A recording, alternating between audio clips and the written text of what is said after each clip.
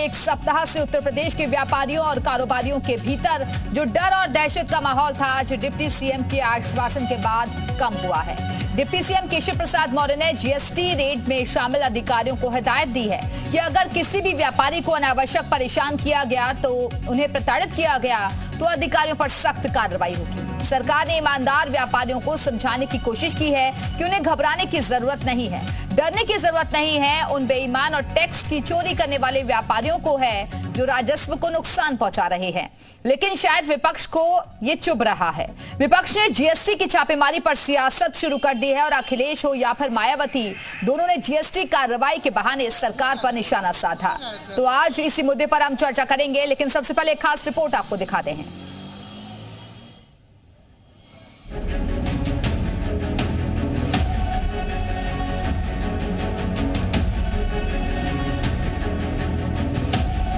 इन्हें देखिए, घर से ही सोप मैन्युफैक्चरिंग करते हैं और महीने का 1 लाख कमाती हैं। आप भी सोप मैन्युफैक्चरिंग करना चाहते हो? इनसे सीखना है तो फ्रीडम ऐप को अभी डाउनलोड कीजिए। सरकार ने भले ही जीएसटी सर्वे की कार्रवाई पर रोक लगा दी हो, लेकिन इस मामले में अब सियासत शुरू हो चली है। समाजवादी पार्टी के अध्यक्ष अखिलेश यादव और बीएसपी सुप्रीमो मायावती ने रेड के बहाने सरकार पर निशाना साधा है।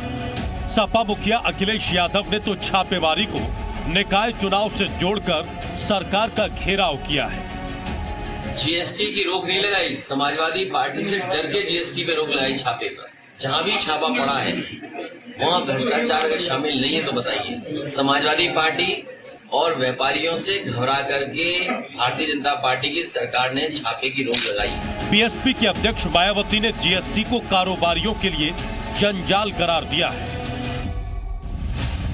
मायावती का कहना है कि पीड़ित व्यापारी वर्ग अब यूपी में भी जीएसटी छापेमारी से तंग होकर बाजार बंद और आंदोलन करने को मजबूर हो रहे हैं, जिसका निवारण जरूरी है। जीएसटी रेड से विपक्ष को बैठे बिठाए सरकार को घेरने का मौका मिल गया है। लिहाजा सरकार की तरफ से डिप्टी सीएम केशव प्रसाद मौर्य ने भी पक्ष रखा और अधिकारियों को सख्त हिदायत दी है।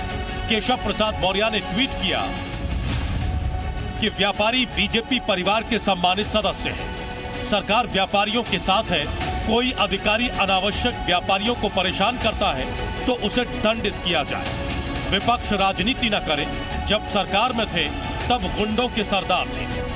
बहरहाल, कर चोरी पर रोकथाम के लिए शुरू हुआ जीएसटी सर्वे और छापेमारी का सिलसिला अब सियासत की भेंट चढ़ गया है। इसमें एक तरफ सरकार आक्रोशित व्यापारियों को भरोसा दे रही है कि बेवजह किसी भी व्यापारी को परेशान नहीं किया जाएगा, तो दूसरी तरफ विपक्ष व्यापारियों को भड़काकर सियासत चमकाने में जुटा है। ब्यूरो रिपोर्ट, जी मीडिया। तो चर्चा को शुरू करें उससे पहले हम आपको ग्राफिक्स के जरिए कुछ जानकारियां देते हैं। आपको बताते हैं कि आखिर एक सप्ताह तक चली जीएसटी की छापेमारी में क्या मिला है। आइए ग्राफिक्स के जरिए हम आपको कुछ छोटी छोटी जानकारियां देते हैं कि अभी तक की जो छापेमारी हुई है उसमें क्या कुछ मिला है। सभी जिलों में छापेमारी हुई है और 600 से ज्यादा व्यापारियों के यहां रेड डाली गई है, छापेमारी की गई है। एक सप्ताह में 208 करोड़ 15 लाख की चोरी पकड़ी गई है। कर चोरी संबंधित दस्तावेज भी मौके से जब्त किए गए हैं। 100 से ज्यादा व्यापारियों से 17 करोड़ 53 लाख का जुर्माना वसूला गया है, यानी कि भारी जुर्माना भी लगाया गया है जहां जहां पर जो शिकायतें मिली हैं। अब आज की चर्चा में हम कई तरीके के सवाल भी खड़े कर रहे हैं। तो सवाल यह है कि व्यापारियों को भड़का रहा है विपक्ष क्या? क्योंकि इस पर सियासत भी लगातार हम देख रहे हैं, चाहे मायावती हो या फिर अखिलेश यादव। सवाल यह है कि टैक्स चोरों पर कार्रवाई से विपक्ष परेशान क्यों है? भ्रष्टाचार पर रेड तो विपक्ष लाल क्यों हो रहा है? ये वो तमाम सवाल हैं जो कि आज की चर्चा में हम अपने खास मेहमानों से पूछने जा रहे हैं। और रेड के नाम पर मनमानी कर रहे हैं क्या अधिकारी? और इसी मुद्दे पर चर्चा करने के लिए इस वक्त खास मेहमान भी हमारे साथ जुड़ गए हैं, उनका तारुफ आपसे करवाते हैं। आलोक अवस्थी जी बीजेपी प्रवक्ता हमारे साथ जुड़े हुए हैं। इसके साथ ही फखरुल हसन साहब जुड़ गए हैं, समाजवादी पार्टी के प्रवक्ता हैं। के अवस्थी जी अध्यक्ष हैं उद्योग व्यापार मंडल से, वो भी हमारे साथ जुड़े हुए हैं। बहुत बहुत स्वागत है आप सभी का। लेकिन चर्चा की शुरुआत सबसे पहले के अवस्थी जी मैं आपके साथ ही करना चाहूंगी, क्योंकि आप अध्यक्ष हैं और तमाम चीजों को बड़ी ही बारीकी के साथ समझते हैं। सरकार का साफ तौर पर कहना है कि डरने की जरूरत हर किसी को नहीं है, डरना सिर्फ उससे है जो कि टैक्स चोरी कर रहा है। के अवस्थी जी। सही बात है ये।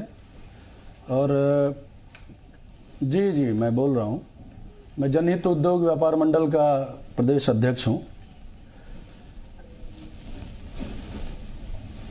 जहां तक आपने कहा कि डरने की जरूरत नहीं है, बिल्कुल सही बात है। आपने ये भी देखा होगा कि कुछ दिन पहले कोरोना हुआ, कोरोना में व्यापारी काफी पीड़ित रहा, परेशान रहा, उसको हर एक चीज़ों के लिए सामना करना पड़ा, वो चाहे बिजली का बिल हो, चाहे उसको दुकान का किराया हो, चाहे उसकी बिक्री से संबंधित कोई चीज़ हो।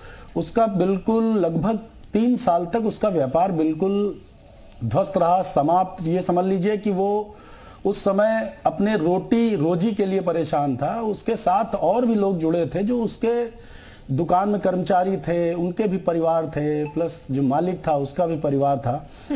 तो काफी कुछ पहले ही वो पीड़ित हो चुका था। और उसके बाद स्थिति जैसे अभी 2-3 दिन से चल रही है कि जीएसटी के छापे, मैं तो ये कहता हूं कि जीएसटी के छापे की जरूरत क्या है। जीएसटी के छापों की जरूरत इसलिए नहीं है कि सारा डाटा लगभग जो व्यापारी खरीदता है वो डाटा तो आपके पास रहता ही है। आपको सीधा वहीं से देख लेना चाहिए कि आखिर ये खरीद हुई है तो इसकी बिक्री क्यों नहीं हुई है, या बिक्री हुई है तो इसका हिसाब किताब कहां है। ये तो डायरेक्ट आपके डिपार्टमेंट में रहता है। तो मैं कहना चाहता हूं कि छापे की जरूरत नहीं। अगर मान लिया खुदा न खास्ता वो गलत काम कर भी रहा है तो आप उसको नोटिस के द्वारा उसको पहले एक बार सूचित करें कि आपने गलती करी है, उसके ऊपर जुर्माना आपके सवाल का जवाब आलोक जी देंगे। आलोक जी, वो पूछ रहे हैं कि छापेमारी की आखिरकार जरूरत क्या है, और अगर आप कहीं पर कोई कार्रवाई करने जा रहे हैं तो उससे पहले नोटिस भी तो देना चाहिए। बात कर लूं।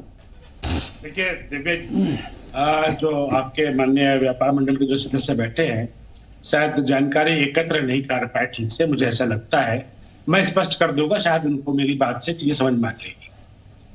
दिव्या जी, यह जो छापे जो पड़े हैं, जो मेरे जानकारी में लाया गया है, वो जहां पर बिक्री और खरीद में भारी अंतर, यह छापे उनके यहाँ पड़े हैं जिन्होंने अपना सामान बेच करके जनता से तो टैक्स ले लिया और उसको सरकार के खाते में जमा करके अपने ही हिसाब में गोलमाल कर लिया। ये उनके छापे पड़े। और ये खाली 2558 लोग चिन्हित हुए हैं। लाखों व्यापारी प्रदेश के अंदर उद्यमी है। 2558 ऐसे लोग चिन्हित हुए हैं जिन्होंने इस तरह की गोलमाल और चीजें करी। तो जो सरकार का राजस्व है यह तो राष्ट्रीय हित में नहीं है। राजस्व नहीं आएगा तो सरकारी योजनाएं कैसे चलेंगी, गरीबों के आंसू कैसे पूछेंगी, सीधी सी बात है। तो ये 2558 जो जिन लोगों के यहाँ छापे पड़ने की बात रही है, यह मात्र मुट्ठी भर के भी लोग हैं। भारतीय जनता पार्टी तो व्यापारियों की पार्टी कही जाती है और हम तो हमेशा उनके समर्थन में रहते हैं। और हमने ये कहा है, मुख्यमंत्री योगी आदित्यनाथ जी ने साफ साफ कहा है अधिकारियों से, राज्य कर विभाग से, कि किसी भी व्यापारी या उद्यमी को परेशान ना किया जाए, और जो ईमानदार व्यापारी है और जो उद्यमी है अपना काम कर रहे हैं उनके यहाँ बिल्कुल भटकने की जरूरत नहीं है। अगर गलती पा गए तो हम उन अधिकारियों के और कर्मचारियों के खिलाफ सख्त कार्रवाई करेंगे। तो कर चोरी जो कर रहे हैं, जो सरकार को कर जमा नहीं कर रहे हो, जनता से ले रहे हैं, जनता से वसूल रहे हैं, जिनकी खरीद के पर्चे कुछ और कह रहे हैं और बिक्री के पर्चे कुछ और कह रहे हैं, ऐसे चिन्हित व्यापारी जो है जिन्होंने गोलमाल किया, उनकी पड़ी, जिन्होंने गड़बड़ी की है, जिन्होंने गोलमाल किया है, सिर्फ उन्हें ही सबक सिखाने के लिए ये सब छापेमारी हो रही है। ठीक है, आपके सवाल का जवाब आगे मैं ले जाती हूँ। फखरुल हसन जी, सवाल सीधा सीधा आपसे यह है कि जब सरकार लगातार समझा रही है कि ऐसा जो गलत काम कर रहे हैं सिर्फ एक्शन उन्हीं पर हो रहा है जिनका डेटा हमारे सामने है, जिन्होंने कोई चोरी नहीं की है, उनसे कोई दिक्कत नहीं है, तो विपक्ष भड़काने का काम क्यों कर रहा है? फिर इस पर सियासत क्यों? देखिए दिव्या जी, अगर व्यापारियों को परेशान सरकार नहीं कर रही, अगर अधिकारी व्यापारियों को परेशान नहीं कर रहे हैं, उनका उत्पीड़न नहीं कर रहा है, तो क्यों पूरे उत्तर प्रदेश में बाजार के बाजार बंद हैं? क्यों व्यापारी अपने प्रतिष्ठानों को बंद करके अपने घरों में बैठा है? अगर कुछ चिन्हित लोगों के पास के प्रतिष्ठानों पे, दुकानों पे छापे मार रहे हैं, पूरे एक अभियान के तहत पूरी सारी की सारी दुकानों पे सारे व्यापारियों को एक सताने के लिए, उनका उत्पीड़न करने के लिए सरकार की ये नीति है। सरकार किस तरीके से व्यापारियों का उत्पीड़न कर रही है, ये ऐसे पता चलता है कि फखरुल साहब आप ही लोग तो कहते हैं ना कि सरकारी योजनाओं का लाभ जो है हर जन तक पहुंचे। तो अभी बोला ना आलोक जी ने कि भाई अगर राजस्व को जो लोग नुकसान पहुंचाएंगे तो वो पैसा कैसे खर्च हो पाएगा उन योजनाओं के लिए? गरीबों को उनका हक कैसे मिलेगा? देखिए, राजस्व आना चाहिए। नहीं दिव्या जी, राजस्व तो आना ही चाहिए, लेकिन राजस्व किसी का खून पसीने की कमाई आप जबरन वसूली करके या वहां पे छापेमारी करके थोड़ी उठा लेंगे। और आपको राजस्व वसूल करके आपको विदेश यात्राएं करनी है, काम क्या करने हैं आपको? तो सड़क बनानी है तो उसमें पैसे लगाने, सड़क कहां बन रही है? हाँ, कोरोना हो जाएगा तो लोग बिना दवा बिना इंजेक्शन के हॉस्पिटल में मरेंगे, डेंगू हो जाएगा तो लोग बिना इलाज के मरेंगे। हाँ, लेकिन रेवेन्यू आपको चाहिए, क्योंकि विदेश यात्राएं आपको करनी है, गरीब के पैसे की, व्यापारी के पैसे की, उनके टैक्स की जबरन वसूली के पैसे की विदेश यात्राएं करनी है। क्योंकि आपको कुछ और सुविधाएं कहां देनी है? हॉस्पिटल आप चले जाइए, इनका रेवेन्यू आता है, क्या सुविधाएं दे रही है वो सब पता चल जाएगा। सड़क पे निकल जाइए, सड़क पे पैच लगे हैं, गड्ढे हैं, गड्ढा मुक्त सड़क की बात करते हैं। आलोक जी जवाब दीजिए, कहां जा रहा है? ठीक है आलोक जी। दिव्या जी, फखरुल चांद जी ने कुछ बातें कही, मुझे लगता है शायद जानकारी का अभाव इनको भी है, या ये स्पष्ट चीज रखना नहीं चाहते। एक बीफा करके सॉफ्टवेयर है, business intelligence and fraud analysis software है, जो कि ऑनलाइन है।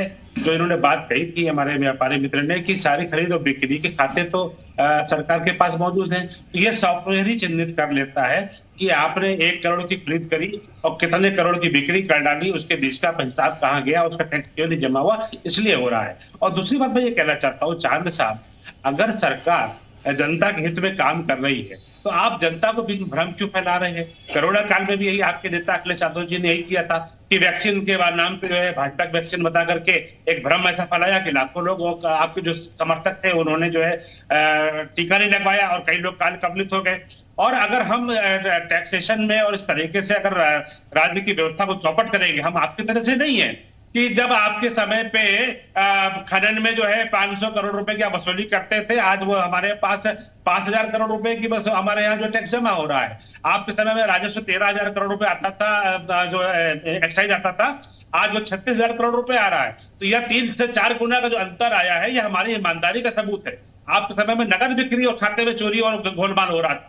तो इस तरह का जो है भारतीय जनता पार्टी नहीं करती, और भारतीय जनता पार्टी जो पैसा लेती है जनता से, जनता में खर्च करती है। 45 लाख मकान हमने जनता को दिए हैं, 2 करोड़ 61 लाख शौचालय हमने बजट से बनाए हैं, 15 करोड़ लोगों को डबल इंजन की सरकार ने डबल राशन जो है इस कोरोना काल में 2 साल तक ठीक है। दिया है। ठीक है अवस्थी जी, सीधे तौर पर आलोक जी ये कहना चाह रहे हैं कि भ्रष्टाचार पर ये लगाम लगाने के लिए ये सब चीजें की जा रही हैं, और इस पर अगर कुछ गलत हो रहा है तभी एक्शन हो रहा है। दिव्या जी, अगर इन्हीं फखरुल जी आऊंगी आपके पास, के अवस्थी जी से मेरा सवाल है।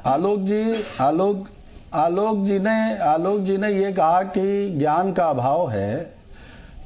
आलोक जी ये नहीं समझ पा रहे हैं कि व्यापारी ही सबसे ज्यादा पैसा जमा कर रहा है टैक्स के माध्यम से। कोरोना समय में भी वो इतना पीड़ित समाज था, पीड़ित लोग थे, सबसे ज्यादा व्यापारी ने काम किया है। और मैं तो ये कहना चाहता हूं कि व्यापारी अगर आप समाप्त कर देंगे तो ये स्थितियां बड़ी गंभीर हो जाएंगी। व्यापारी को आप सरल तरीके से डील करिए, उसको भय की जरूरत नहीं है, उसको इतनी बुरी तरीके से भय में जीने की जरूरत नहीं है। अगर वो भय में जिएगा तो अपना व्यवसाय कैसे करेगा? और दूसरी बात, माननीय योगी जी हमारे बहुत दयालु हैं, वो सब पर दया कर रहे हैं। आज की तारीख में मैं सीधा यह कहना चाहता हूं कि माननीय योगी जी ने नहीं कहा था कि व्यापारियों को जाकर इतनी बुरी तरीके से प्रताड़ित करिए। ये अधिकारियों का जो कृत्य है, ये कतई व्यापारी माफ करने वाला नहीं है। जिस तरीके से आज 3 दिन 4 दिन हो गए व्यापारी अपने प्रतिष्ठानों को खोल नहीं रहा है, हड़कंप मच गया है। आज भी परेशान करेंगे तो उन पर एक्शन होगा, अभी सुबह उन पर भी एक्शन होगा। अवस्थी जी, इन्हें देखिए, घर से ही सोप मैन्युफैक्चरिंग करते हैं और महीने का 1 लाख कमाती हैं। आप भी सोप मैन्युफैक्चरिंग करना चाहते हो? इनसे सीखना है तो फ्रीडम ऐप को अभी डाउनलोड कीजिए।